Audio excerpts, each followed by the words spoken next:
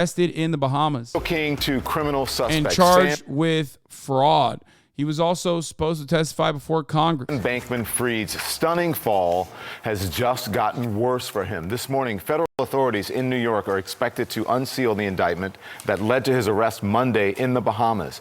The 30-year-old founder of the failed FTX crypto exchange is set to appear in a Bahamian court today. He was supposed to testify before Congress today to explain his company's sudden implosion.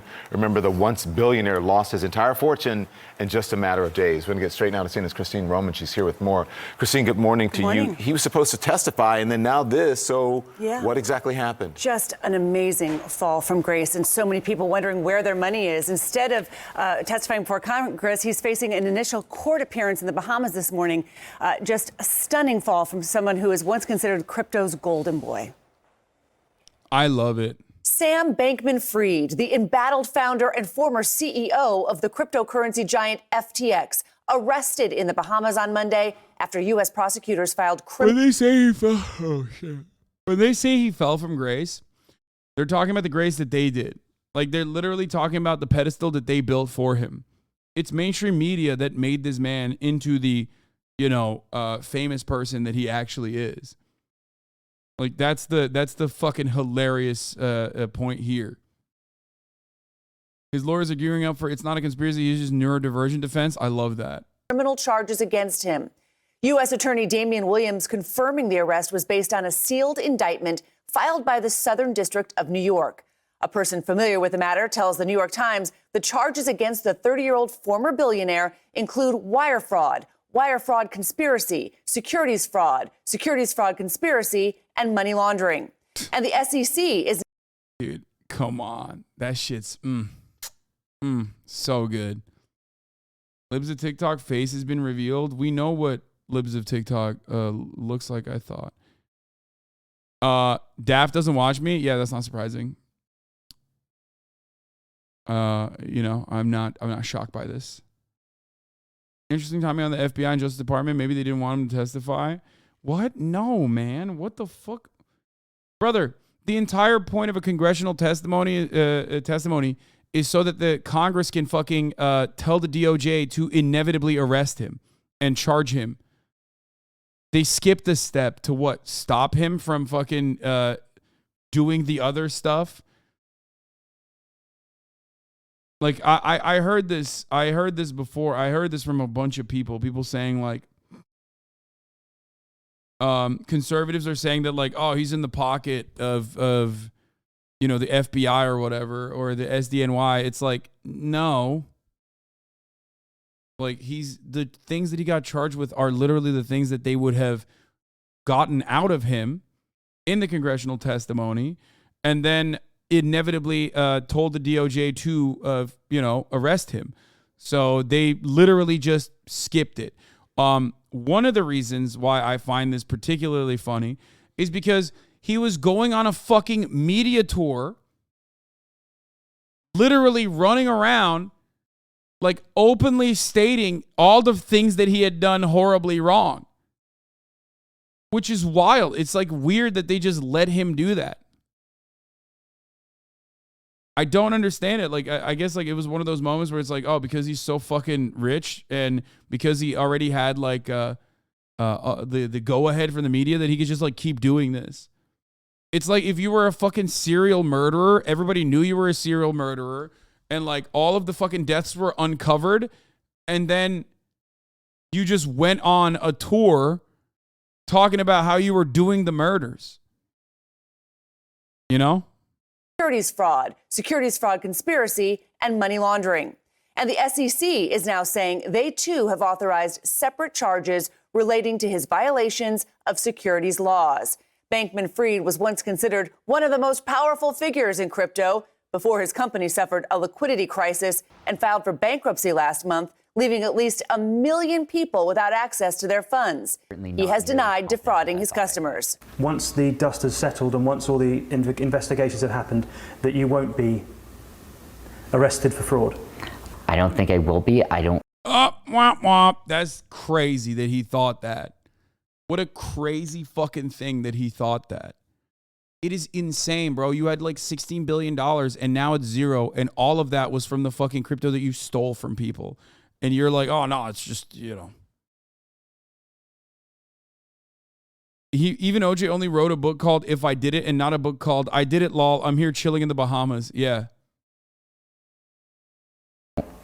Think that I don't think I tried to do anything wrong. I don't know of FTX deposits being used to pay off Alameda creditors. I didn't knowingly commit fraud. I don't think I committed. Every single aspect of this is just an abject lie. Like, and this is before an investigation was conducted, especially because half of it also like corresponds to things that he said before he got arrested. You know what I mean? So it's awesome. Committed fraud. I didn't want any of this to happen. This is literally Prince Andrew. I could not have been there doing molestation and child predation because I am incapable of sweating type defenses. You know what I mean? Oh, well, I wasn't wearing my child molester shirt on that day. So clearly it was not me who did the child molestation. Like, he's basically saying like, how could I have done fraud? I am incapable of doing fraud. Got him. That's awesome. I was certainly not nearly as competent as I thought I was. The former FTX CEO teamed up with a slew of high-profile celebrities in TV ads and Super Bowl commercials promoting crypto. The key question for investigators, whether FTX misappropriated customer funds when it made loans to Bankman-Fried's hedge fund, Alameda Research. FTX's new CEO, John Ray, paints a picture of a crypto empire with virtually no corporate controls and a shocking lack of financial and other record keeping. Ray, who is set to testify. I'd say less Prince Andrew and more the SBF is saying, I'm a big fucking idiot. That's why things failed. You can't commit fraud if you're a big fucking idiot. Yeah, you can. And he did. And I don't think that's going to work.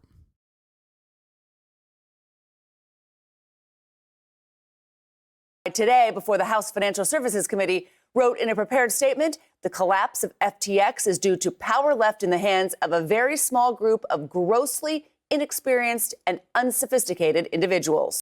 Yeah, like, how do you mess up crypto scamming? Little bro, got to learn from streamers to do it right is the best fucking line here. It's like, bro, FaZe Clan did a better job. Like, can you imagine getting outclassed by trick shotters? Like, that's insane. That he went way, way beyond the scope of reason. FaZe Clan did that, and then they did a fucking SPAC. And they're fine. You know what I mean? They still got like a Warner Brothers contract, you know. They're doing great. This motherfucker had positive coverage from every media outlet, and he fucking scammed so goddamn hard that he's going to jail. It's crazy. There was no person who was chiefly in charge of positional risk of customers on FTX, and that feels pretty embarrassing in retrospect. Virtually no regulation, absolutely no risk management, and just the beginning of legal hurdles for Bankman-Fried. A representative for him, for his legal team, did not immediately respond to CNN's request for comment, but it raises all kinds of... Yeah, he did. Also, the other thing is he did straw donations, right? So part of his indictment is also campaign finance violations. And if you've been in this community for long enough, you've heard me say this. You are the dumbest motherfucker in America if you get caught doing campaign finance violations. This is a country that allows you to literally spend unlimited amounts of funds on any political campaign you want to by way of dark money super PACs. If you are fucking that up, you are literally the dumbest person on the planet. I'm looking right at you, Dinesh D'Souza. Holy fuck, dude. Can you imagine? Like, you just couldn't use the proper channels that have been codified for you. It's like, I don't know even what to compare it to.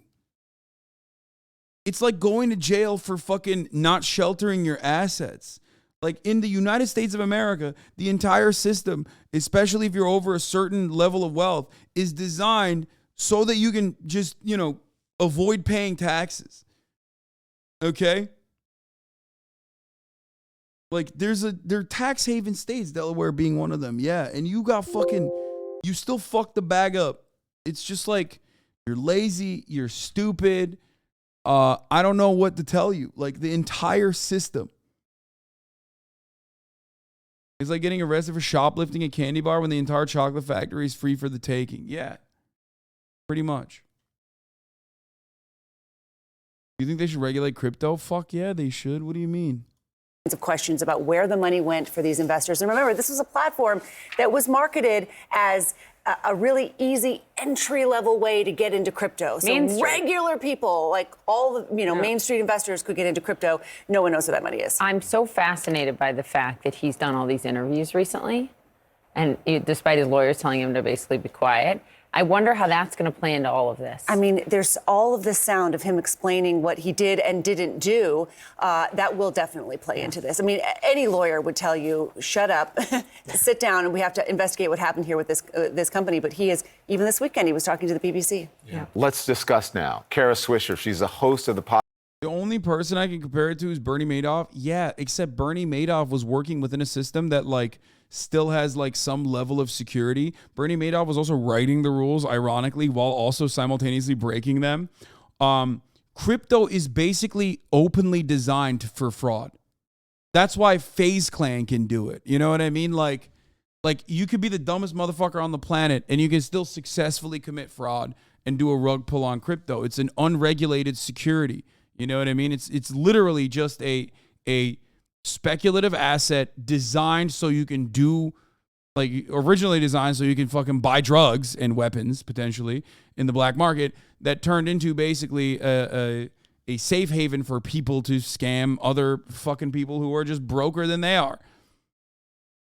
It's just straight up created for that level of fraud.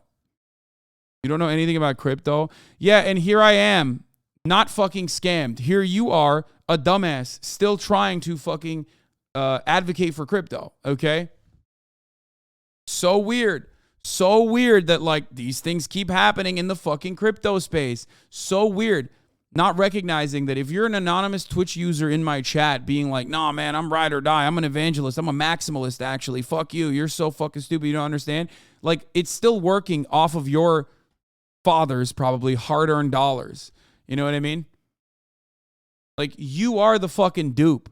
You are the guy that they are stealing the money from. Podcast on Kara Swisher. Yeah, it's just a completely unregulated security. I hate that, like, people make it seem like it's anything but that. And there is no, like, tangible asset associated with it either. It's just pure speculative asset. It is just pure speculative asset. It's just gambling. Actually, no, fuck that. In gambling, you can make money. It's just lighting your money on fire. Okay? Thank you. We appreciate you joining us this morning. Here's a question. No problem. We weren't sure that there would be charges because it's not regulated. Mm-hmm. You know, there was this whole back and forth. Were you surprised by this? And it was just before he was supposed to testify in front of Congress, Kara. No, I've been saying he's going to jail quite a bit. I mean, fraud is fraud. And, you can dress it up with crypto and you can dress it up with all kinds of saying I didn't know what was happening, but it's fraud. And so I think it's a pretty straightforward case for the government as long as they have the proof that he was knowledgeable about what he was doing and that he moved the money. He can't just say he didn't know especially since he owned everything and was running everything and had this whole group of people in the Bahamas doing such. I assume they have testimony from others there, but they wouldn't do this without some cause that he knew what he was doing.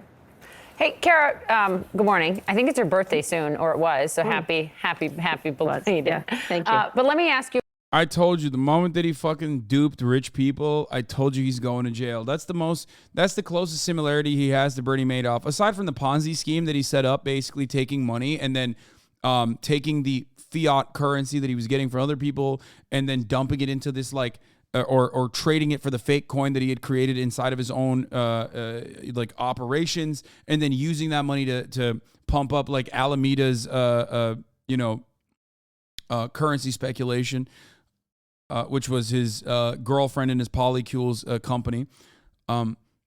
The other part of this that was, like, very similar to Bernie Madoff was that he fucked over rich people. When you fuck over rich people, you go to jail. That's it. You steal from the poor, you'll become rich. You steal from the rich, you go to jail.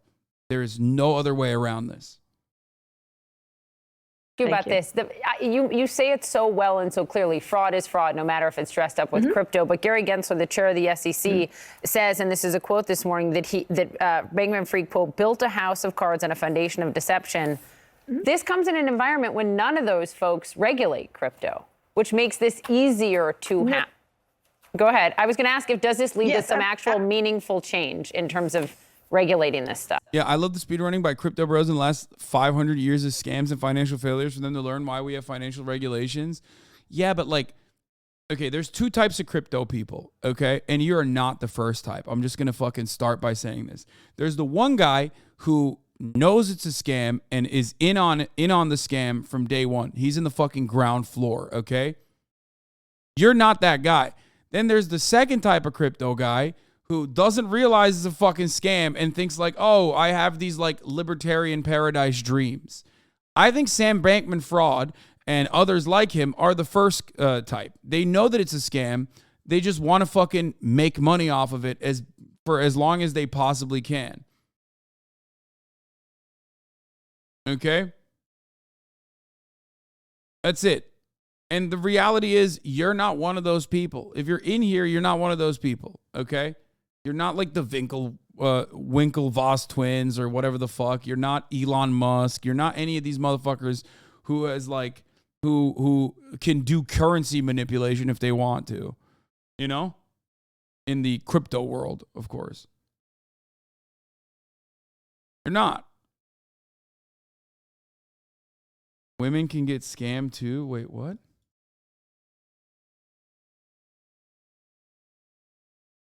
I don't even...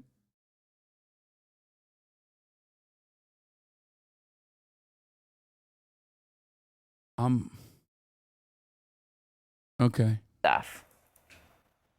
Well, they were beginning to regulate it. Remember, it's a nascent industry. And so they were starting to do that. They had put all kinds of recommendations. The administration had done it. Gary Gensler has talked about it a lot. But they were just trying to decide how to do that when this happened.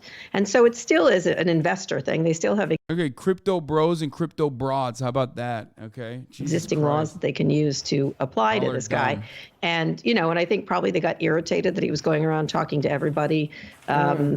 And his mother about this situation. And so I think they probably were like, enough is enough. Let's put him in jail. It's not unsimilar to Bernie Madoff or many of the others who have been convicted of similar crimes. Well, Kara, that's what stuck out to me was just in recent days, he was saying, I don't think I'm going to get arrested. I don't think I'm going to be detained if I came to the United States, because he's supposed to be testifying before a congressional hearing today, but he was set to do so over Zoom. And so I kind of wonder how much damage all the media interviews, all of them that he's been doing, could be in a factor on top of what the allegations are that he's facing. Mm-hmm.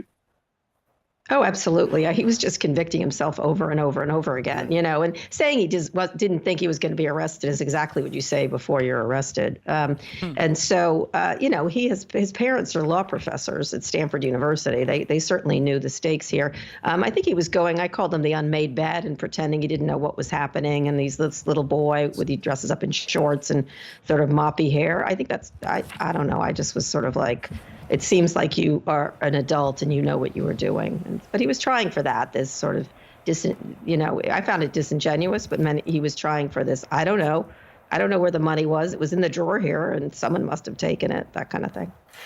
Listen, I remember after... Infallible. Totally, just incredible defense, dude. I mean, everyone will surely go along with that. Oh, I'm just the weird guy. I'm a little autistic guy. Come on, I'm a neurodivergent and like not a minor, but like, come on.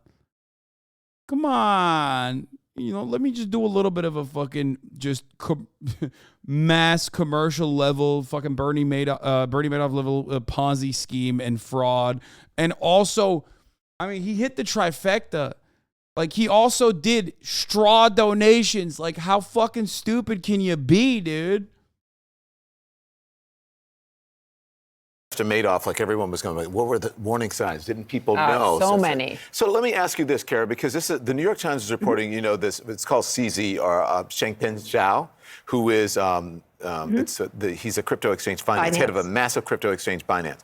He offered to save FTX, but then he took a look at the books and backed out of helping, saying, I guess he has the same issue I'm sorry, dude. Suck me. If you think that like that other fucking exchange is actually somehow better, you're a fucking idiot. And we will be having this conversation a couple months down the line where you'll be like, oh man, you were right on that one too. It's like they're all the same shit. They're all the same shit. They're all the same shit. He saw issues. So what could he have seen that may have been a warning sign? And then the follow-up is, should he have said something, or were people not listening? No, I mean, it's not his job to do that. He probably saw leverage upon, you know, like lots of warning signs that they were borrowing back and forth. And, you know, there's other people here like Carolyn Ellison, who ran Alameda Research, this hedge fund that Bankman-Fried owns most of, I think 90% of. And so she was also, they were all tweeting this. This is the thing. They were all talking to each other in public, which makes it even more interesting. That's my from point. A prosecution point of view. That's my point. Was anyone listening? They're just leaving. They're like dropping criming all over the place. Yeah. I mean, they're listening now. It was sort of interesting to listen to the interviews. Yeah, they are. Not even months, dude. Binance pauses USDC withdrawal, sees $3 billion in outflows since yesterday.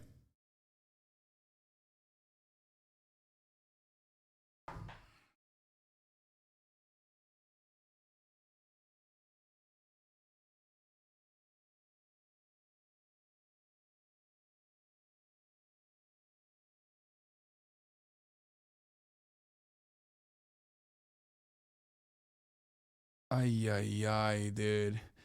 Yeah, if I was CZ doing the exact same thing that my supposed home